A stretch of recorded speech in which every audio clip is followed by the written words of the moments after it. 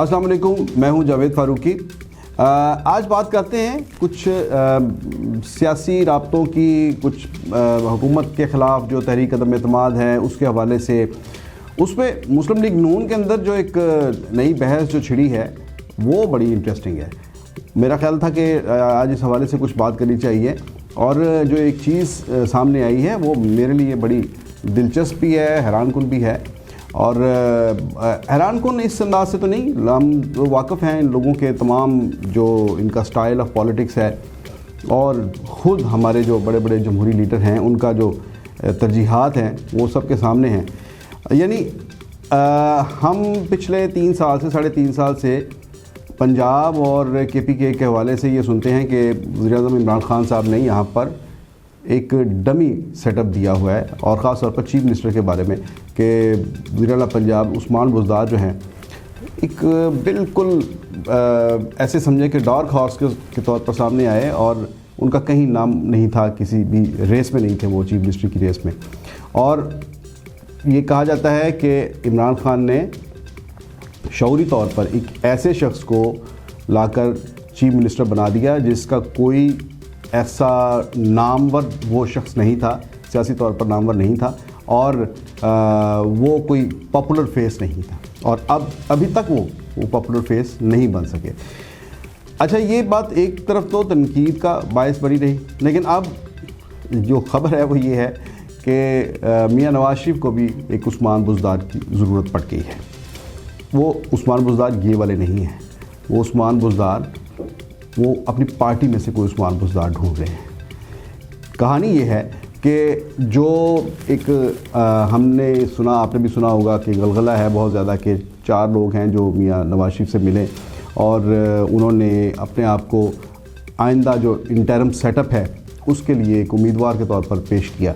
और ये interim setup जो है, इसकी कहानी क्या है, वो यही है कि इमरान हुकूमत के ख़िलाफ़ अदम एतमाद लाई जाए। उस अदम एतमाद के नतीजे में अगर इमरान खान ऊपर से फारिग होते हैं तो वहाँ पर उनके बाद प्राइम मिनिस्टर कौन बनेगा। तो मुस्लिम लीग नून का ये क्लेम है कि चूँकि सबसे बड़ी अपोजिशन की पॉलिटिकल पार्टी वो है, तो अद्दी अक्सरियत होने की वजह से, अद्दी पोजीशन होने की वजह से उसका राइट है कि इमरान खान के बाद अपोजिशन में से अगर कोई चीफ मिनिस्टर बनता है तो वो मुस्लिम लीग नून का बंदा होना चाहिए। इसी तरह से अगर पंजाब में उस्मान बुज़दार के ख़िलाफ़ तहरीक अदम एतमाद आती है तो यहाँ पर भी मुस्लिम लीग नून चूँकि सबसे बड़ी पार्टी है अपोजिशन के अंदर, तो उसका बंदा चीफ मिनिस्टर होना चाहिए।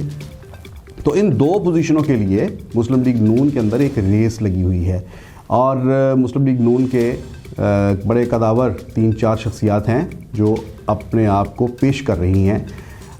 एक तरफ वो एस्टेब्लिशमेंट के अंदर अपने आप को पेश कर रही हैं, दूसरी तरफ वो पार्टी के अंदर मियां नवाज शरीफ को ये कह रहे हैं कि आप हमारे ऊपर हाथ रखें, और आइंदा जो भी सेटअप हो, अबूरी सेटअप हो, उसके लिए आप हमें अपना उम्मीदवार के तौर पर दें, और हमें प्राइम मिनिस्टर बनवाएं, हमें चीफ मिनिस्टर बनवाएं। तो मियां साहब इसके ऊपर बहुत नाराज़ हुए हैं। हालांकि अभी तक ये बात तय नहीं है कि अगर तहरीक अदम एतमाद आती है तो क्या उसके लिए जो प्री रेक्विजिट्स जो मुस्लिम लीग नून ने और अपोजिशन ने जो रखे हैं वो ये हैं कि एस्टेब्लिशमेंट जो है वो गैर जानबदार हो जाए। तो क्या एस्टेब्लिशमेंट गैर जानबदार हुई है?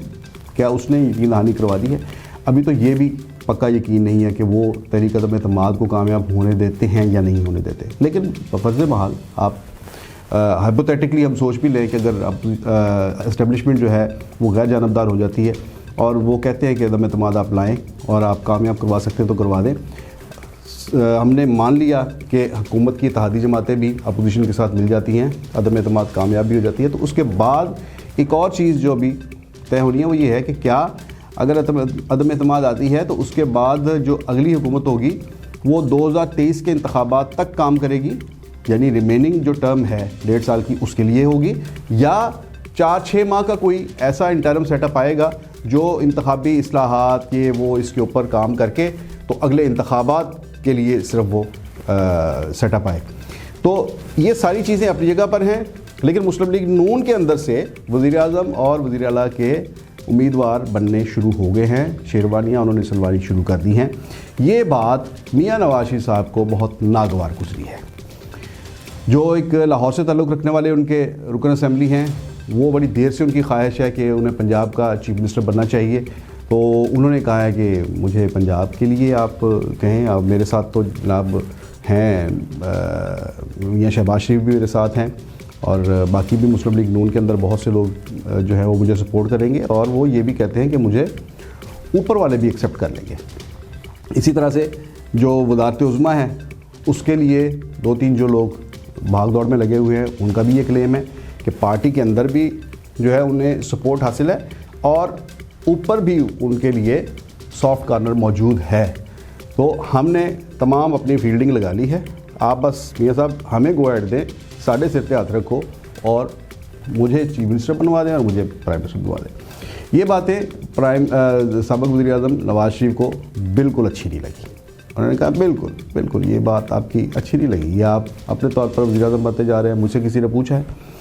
تو کہنے والے یہ کہتے ہیں کہ وہ ان میں سے کسی کو بھی گو ہیڈ نہیں دیں گے، اور وہ کسی ایسی شخصیت کو لا کر اگر ایسی صورتحال بنتی ہے، یہ سارے کا سارا سلسلہ چلتا ہے آگے کامیابی سے چلتا ہے، تو وہ کسی ایسی شخصیت کے اوپر ہاتھ رکھیں گے جو پاپولر فگر نہ ہو، جو پارٹی کے اندر ان کی جو ایک پاپولیرٹی ہے، عوامیت جو ہے ان کی، وہ اس کے لیے کوئی خطرہ نہ ہو، جس کی اپنا تشخص کوئی نہ ہو.